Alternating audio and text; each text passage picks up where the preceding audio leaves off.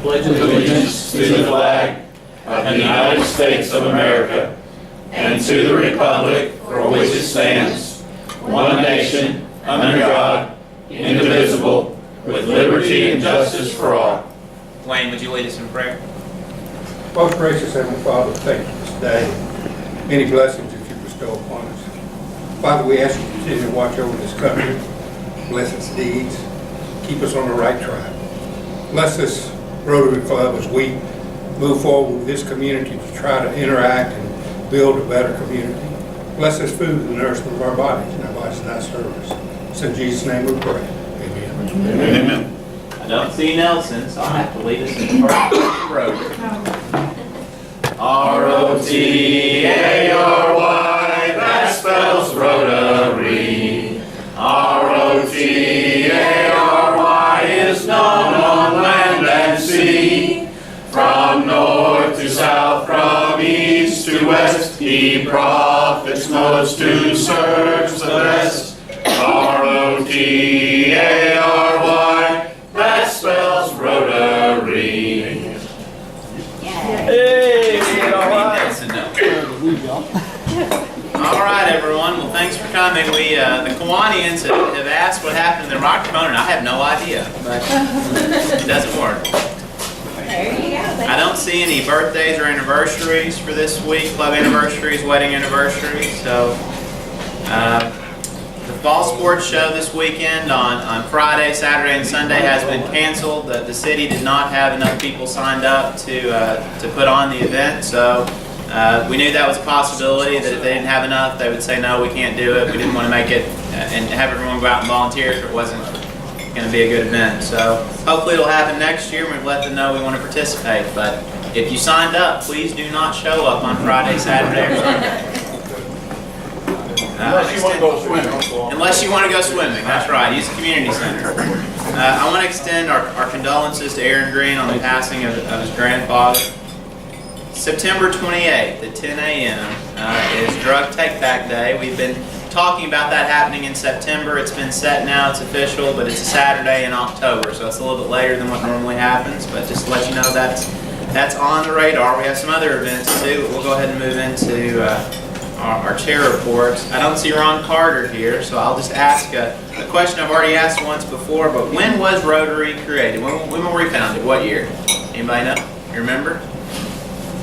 Oh, I know. 1905, right? Okay, good. Amanda, do you have a secretariat report for us? I do. We have a few guests here today. We have Joseph from the Batesville Guards with us again. Thank you for coming, Joseph. And I have back with me again Leisha Faust from Community Insurance, and she's interested in learning more about us. So please be nice to her and kind, and maybe we can work something out in that area. Well, Alicia. Just a couple of quick reminders.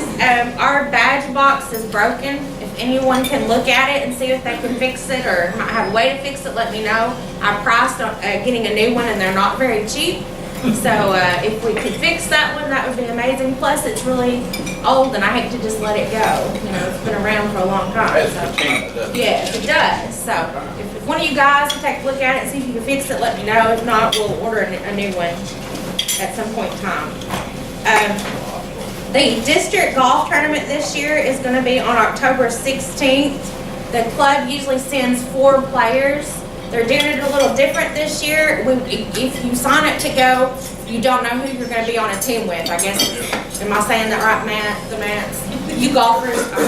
Anyway. I think it's a random pick for your team. So you sign up as individuals, pay the club pays your fee, and we put up the 4 in the pool, but basically it's a random drawing for who your team's going to be. Yeah.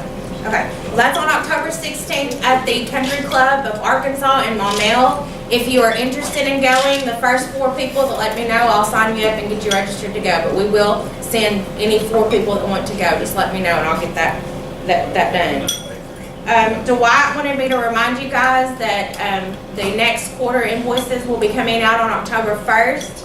So if you haven't paid the last quarter, please try to get that taken care of as soon as you can. Other than that, that's all I know. Oh, we got a thank you note from the Single Parent Scholarship Fund. I think if y'all read the email, we did get together a $500 donation, which sponsored a single mother for this next school semester out there, and they're going to be awarding her that check, I believe, on Wednesday at noon, and we're going to have, if you're available to go, it's going to be out at USCCB. Barrett's going to go and present that check to her, and there'll be some others being presented as well, so if you're able to go, please, I'm not going to be able to make it, but Barrett, make sure we get a photo if we can. Yeah. But they just said thank you so very much for your generous donation, the support of our Single Parent Scholarship Fund of Independence County. This donation will be matched 160%. Your donation will transition single parents who are in college into a more productive citizen, learning, I can't read her handwriting very good, learning something and to match prosperity, to a path of prosperity, yeah. Leaving poverty to a path of prosperity, there we go. Thank you, Kim from Single Parent Foundation. Yeah, so that's great. The club has funded that scholarship. It's room 917 at USCCB on Wednesday at noon. So if you want to come on by, come on by. Good. Thank you, Amanda. Deanna's not here. I'll tell you, I appreciate everyone who showed up for the Help and Hope Service Day on Wednesday. I'm sorry we had a miscommunication about getting access to the building, so we were all dressed up with no place to gain entry to. We'll get that worked out. The next day is October the 4th at 5:30, so please make plans to attend. It's an easy service project. You're done in an hour. They're very professional. If you've never been in Batesville Help and Hope, they have an assembly line set up where you're basically assembling Walmart sacks or grocery sacks of food for people. It's very simple to do, and it's meaningful for the community. 5:30 p.m. at Batesville Help and Hope. World Polio Day on October 24th. The board, and since we don't have this wonderful event coming up on Friday and Saturday and Sunday, the board is going to put even more emphasis into World Polio Day and our events surrounding that. We hope to be selling pork butts. We're going to confirm that in the coming week, but put that on your calendar too. We're looking at 6 to 8 o'clock on October 24th. So that's, October 24th. That's a Tuesday. Our membership task force met on Friday. Thank you to Aaron and Jared for serving on that. If you have any names of people that you would like to invite to Rotary and want to suggest those to us, please let us know. We're all intentionally thinking about people to invite, and it's good to have visitors here too. Kurt did a great job as a door greeter today. Thank you, Kurt. Yeah. Aaron, you're up next week. And Dr. Angel will be speaking to us next week as well about orthopedics. So if there's no other announcements or anything, we'll let Phil introduce Dr. Alexander. All righty. Let's go stand back here. Dr. Alexander is the director of White River Medical Center's Breast Care Center and High Risk Breast Care Clinic. He earned his medical degree at UAMS and completed his surgery residency at University of Tennessee Health Science Center in Memphis. He joined our medical staff in 1989, been in the community for a while. Last year, Dr. Alexander chose to devote his full attention to patients battling breast cancer. As medical director, he leads an interdisciplinary team of healthcare professionals working with patient screening, cancer diagnosis, treatment, and survivorship. We welcome Dr. Alexander. Thank you.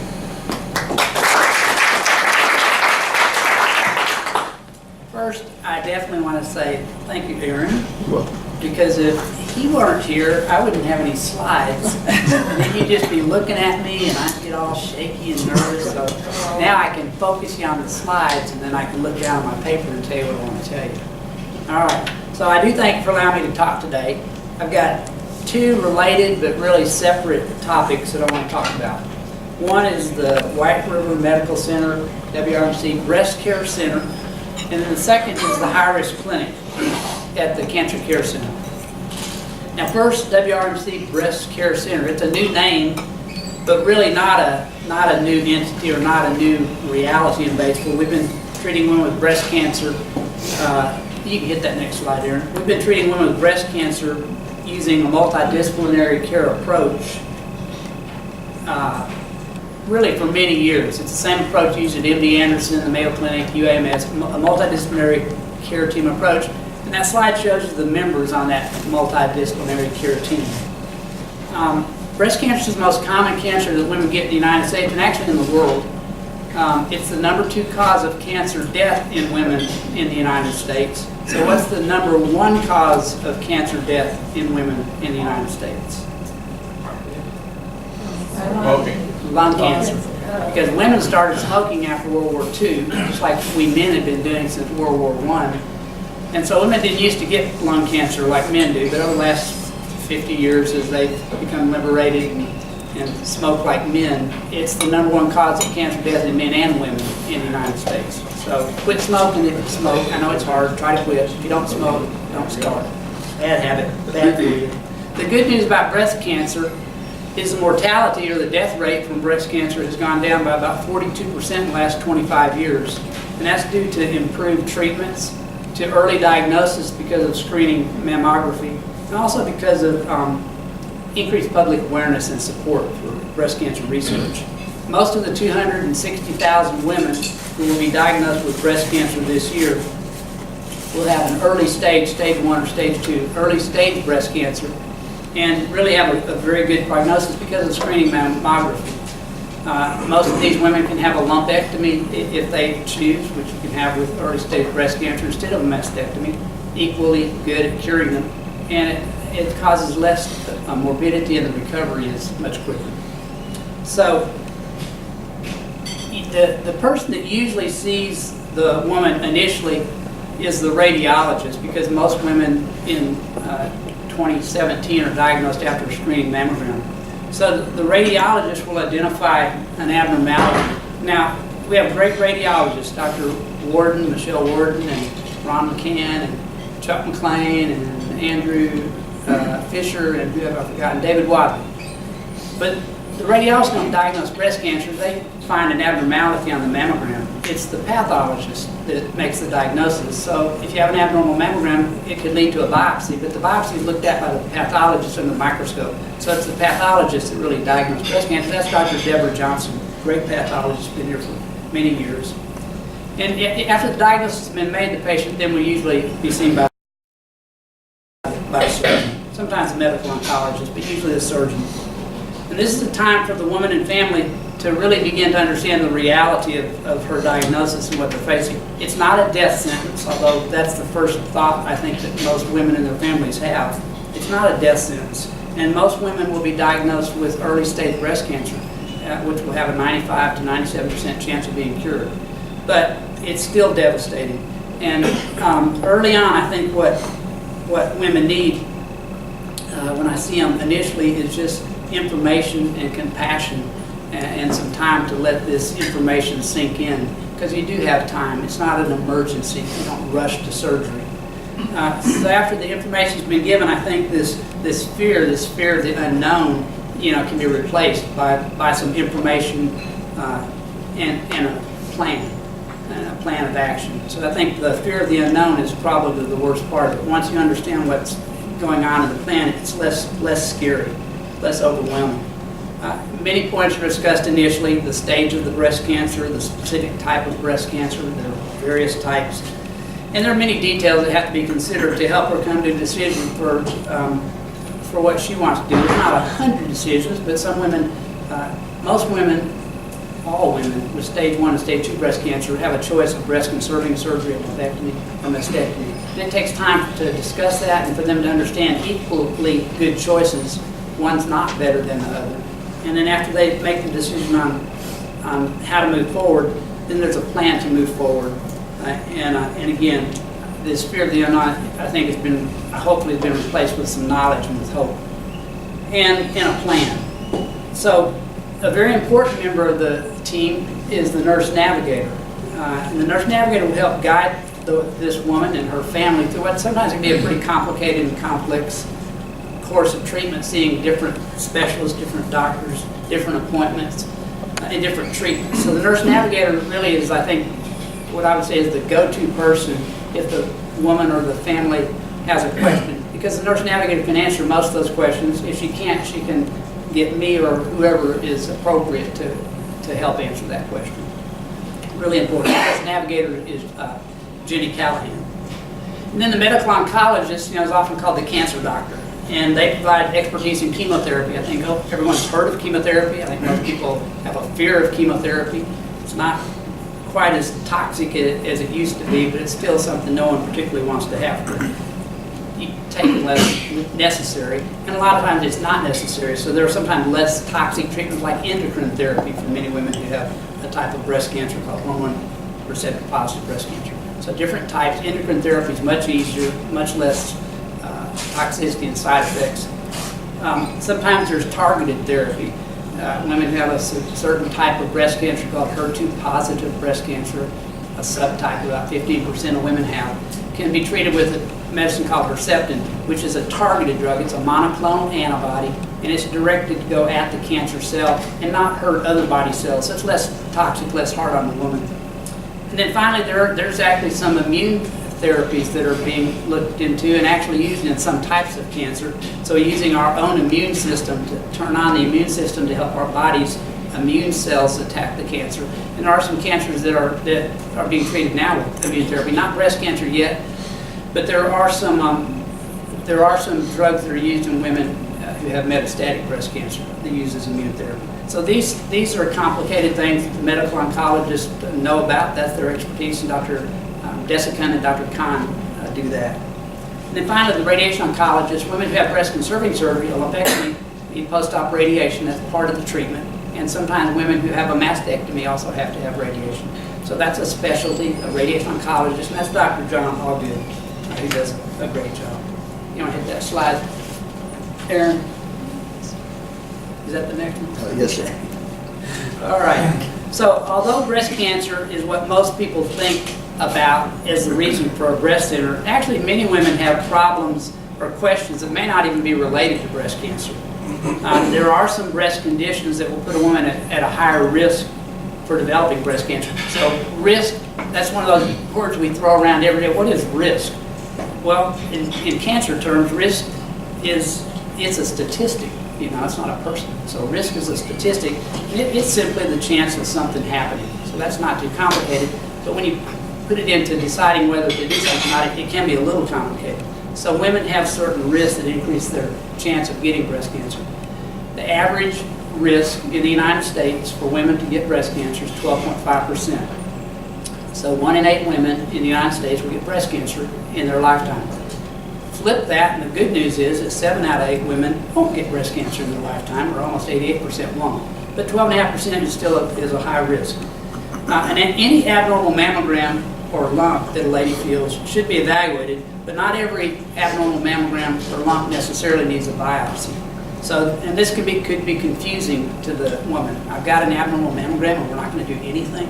So those are things that need to be explained to the woman, to the patient, or family, on why the decision is made one way or another. There's usually very good reasons why you do one or the other, but the woman needs to be informed so she understands what's going on.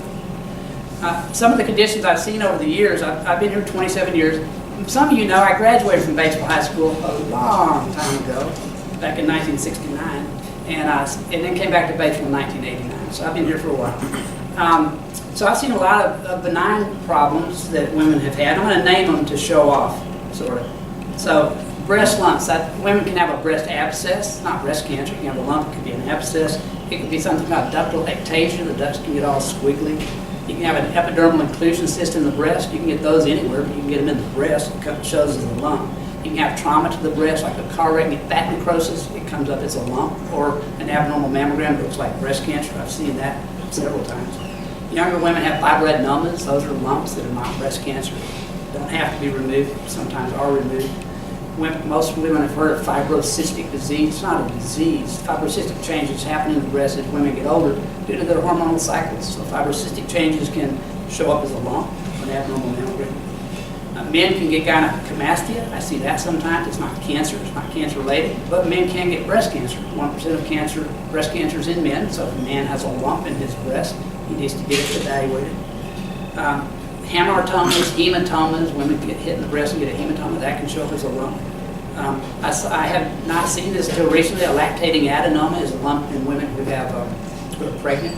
It's a lump that starts getting bigger during pregnancy, which is going to be a frightening thing for everybody. So it's not a very common thing, but I saw that just in the last year. Lipomas, we can get these fatty tumors anywhere. Women can get lipomas in the breast. And then I'm going to say some big words that I like to say. Pseudoangiomatous stromal hyperplasia. Pseudoangiomatous stromal hyperplasia. Now, that's a word, but PASA, so it's called PASH. Not related to breast cancer, but it can show up as an abnormality on the mammogram. It looks like breast cancer. It has to be biopsied. The pathologist, Dr. Johnson, says it's PASH, and it's not anything to worry about. That's the end of it. I've seen a couple women with another big long word called idiopathic granulomatous mastitis, and I've seen 2 women in the last couple of years with that. It's a bad-looking mammogram.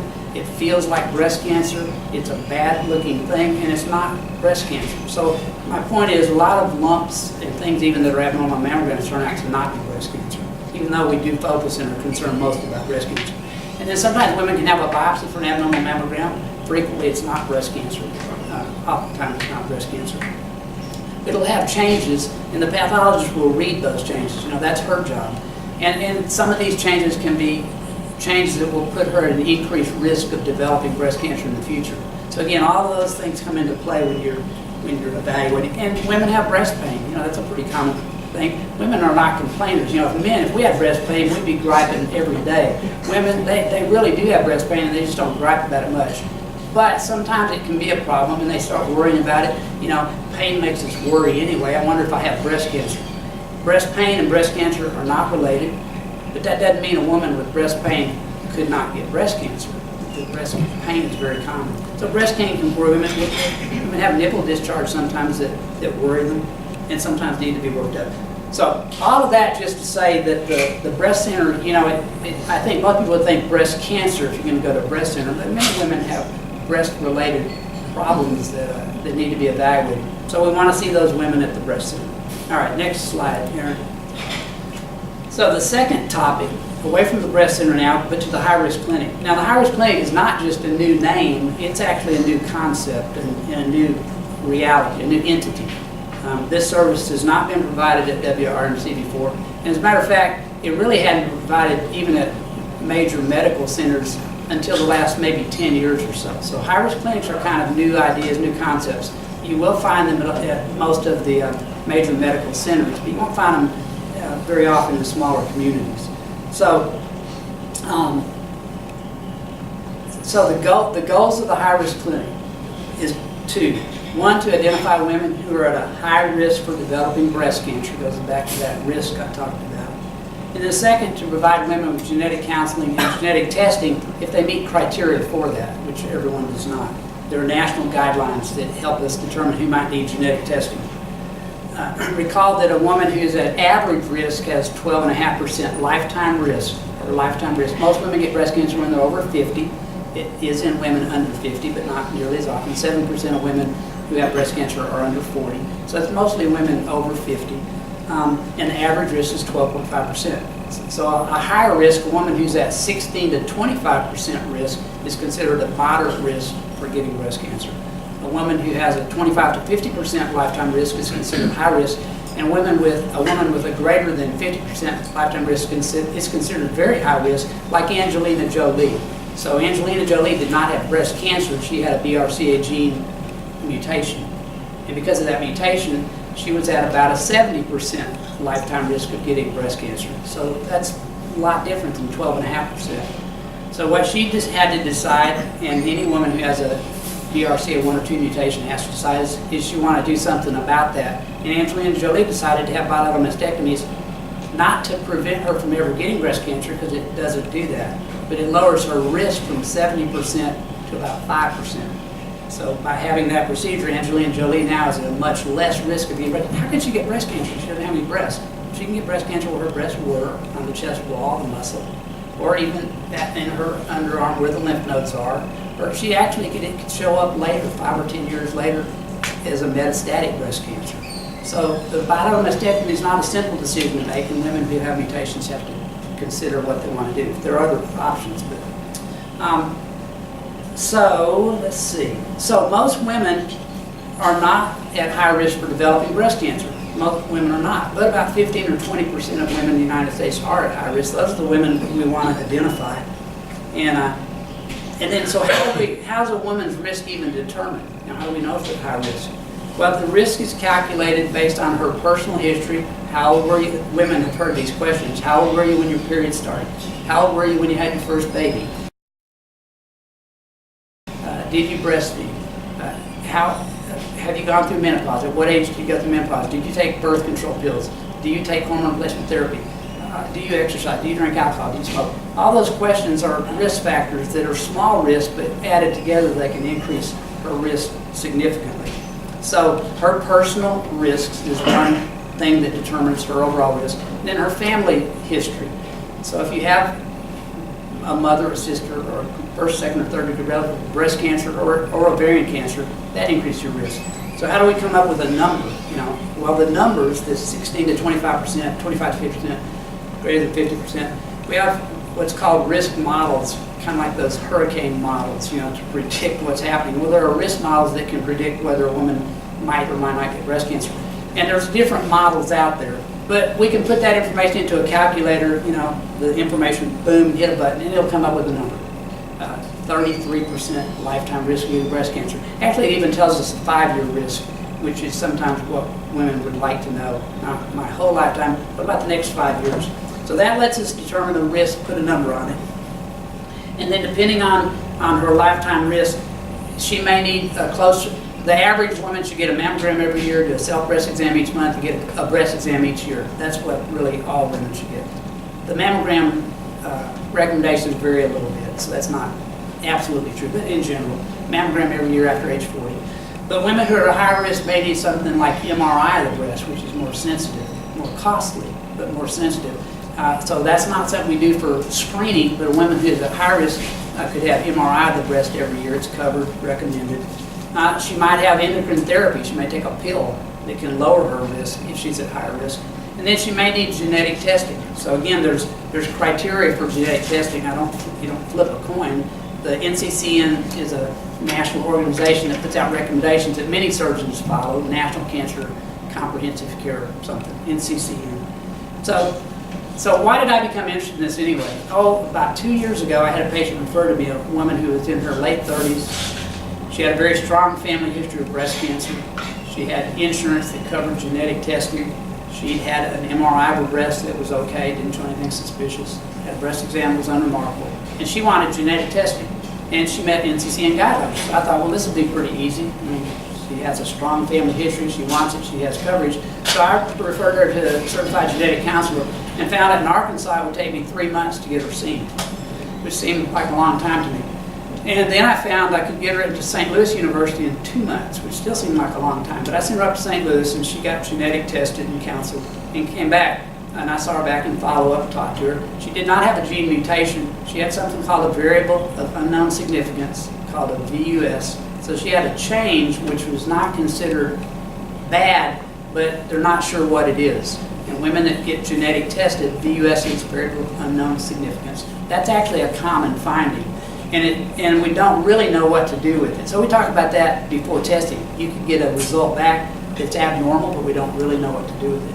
The companies that do genetic testing follow these changes, and over time, most of them are found to be not significant, not bad, but occasionally they'll be upgraded to a pathogenic gene, and that information will get sent to whoever did the testing. So anyway, I saw this late young woman and saw her back, and she didn't really know what a VUS was hardly. I didn't either, actually, 2 years ago. So, but I read and I became more informed, and we talked about it. That whole experience left me dissatisfied, kind of, I guess is the right word. I mean, I didn't think that was very good patient care. Something just didn't seem right. So after that experience, I decided a couple of years ago to commit myself to learning more about genetics and genetic counseling, and took some online courses and read a genetics book, and really worked pretty hard over the last couple of years to where I feel comfortable counseling women and ordering the genetic tests, which I've begun doing. So the high-risk clinic is to identify that 15% or 20% of women who are at a higher risk for developing breast cancer. The family doctors and other people can ask the questions to see if she needs to be evaluated. And if she's at higher risk, then I can decide and talk to her about genetic testing if she meets criteria. And if she wants to do genetic testing, we do it. And there's a pretty long discussion about that because it's a little complicated. There's a pretty long informed consent. It's that time up, over, I'm done. Oh, sir. Just ringing you, Doc. Okay, one more minute. So it's a pretty long discussion, so she can understand why she would even want to do the testing. And then if she wants to do the testing, I'll order it. And I started doing genetic testing. And then I have to have her come back a couple of weeks later. It takes a couple of weeks to get the results and tell her what she found. Actually, there's only about a 5% chance she'll have someone who meets criteria. If she's at high risk, only about 5% of those women will actually have a mutated gene. But more than 5%, about 10% or 15% will have a VUS, that variable unknown significance. So I have her come back in 2 weeks and talk about the results. She's already at high risk, that's why the test was ordered. So we may want to change her surveillance to make it maybe a little more aggressive than just yearly mammography and yearly breast exam by a physician or a nurse practitioner and breast exams each month. Women always will say, I can't do my own breast exam because my breasts are lumpy. All women's breasts are lumpy. You know, your breasts are made of breast glands and fatty tissue around it and a lot of blood vessels and lymphatics and tissue that makes it lumpy. So I always just encourage women, learn how to do your breast exam on yourself, do it once a month, and after a couple of years, 2 or 3 years, it won't be uncomfortable anymore. You'll kind of know what your breasts feel like. You're not supposed to be an expert at diagnosing breast cancer, but you can tell if you've had a change in your own breast. And then that needs to be evaluated. So I encourage women to do their own breast exam. So you can get that next slide. I think we're about at the end here. So I hope that gives you just some idea of what the breast center is about, not just breast cancer, and the high-risk clinic, which I think will provide an important thing for women in this area, because it's hard. And so why is genetic testing so hard? Certified genetic counselors are master-trained nurses who learn about genetics and genetic counseling, and there's just not enough in the country. There's 14 in Arkansas. There's a known need around the country. There are people going in to become genetic counselors, but it'll be 5 or 10 years before it fills them. So I think here in Batesville, at least for right now, we couldn't get a genetic counselor to come here. So right now, I'm our genetic counselor, and I think I can do it okay. All right, any questions? Any significance to women who've had breast implants to causing problems? Yeah, that got questioned and studied, especially the silicone implants about maybe 15 years ago. Got studied very hard, took the silicone implants off the market for a while, and it was ultimately shown there really was no relationship between the implants. It never was questioned about saline implants, but the silicone implants, there was a concern. And there are some complications sometimes from those types of implants. The woman has to talk that over with the plastic surgeon if they decide to do augmentation. But no, so there's been no relationship between silicone implants, saline implants, or any implants in breast cancer. It does make the breast exam a little bit harder, although you can still do it, and it makes evaluation with mammography a little bit harder sometimes. It can still be done. Good question. Anything else? All right, that's it. Thank you so much. Thank you.